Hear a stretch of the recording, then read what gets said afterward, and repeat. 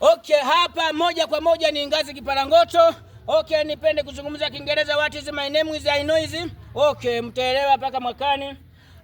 Nipo na kijana anajiita Kijogoo na nataka nimuulize maswali ili tupate kuelewa nini tunafanya. I know is. Kijana, umemaliza sabuni ngapi tangu ufike umri huo? Brother, hilo sio swali la kuuliza. Sawa?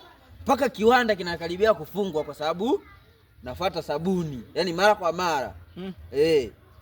Okay, watazamaji wanataka kujua ni hizo sabuni ulikuwa unazitumia wapi, chooni au ulikuwa unazitumia kwa njia gani? Kwa kuogea au kwa njia mbadala ambayo tunafikiria Watanzania msiende huko?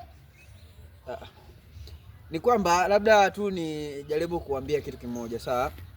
Mimi sabuni hizo nazitumia kwa matumizi mengi. Sawa? Kwa sababu mimi siwezi nikasema nianze kuhangaika na mwanamke. Mwanamke unampanga, unamwachia 20,000 ya matumizi, afu unakuta kapika msusa. Ya kazi gani sasa? Lazima sabuni zitumike, bro.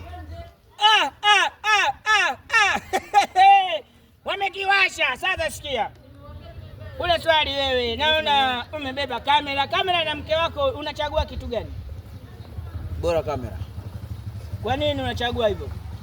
Kwa sababu mwanamke hawezi kuniingizia chochote kile. Okay. Sawa.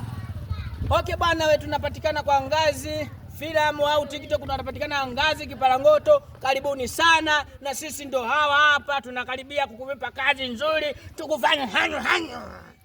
Hivi karibuni bwana tutakuja kutambisha vijana wapya, mama binti wapya, kwa hiyo msubirie kuwafuatilia. What is my name is Maino Kudihani. Utakuja kumpata mtu anaitwa hanyo.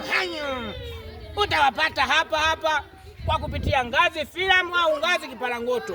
Karibuni sana mashabiki, tunawapenda sana. I miss you. Sasa tukaenda nyumbani kutafuta mashabiki ili tuendelee kuzalisha.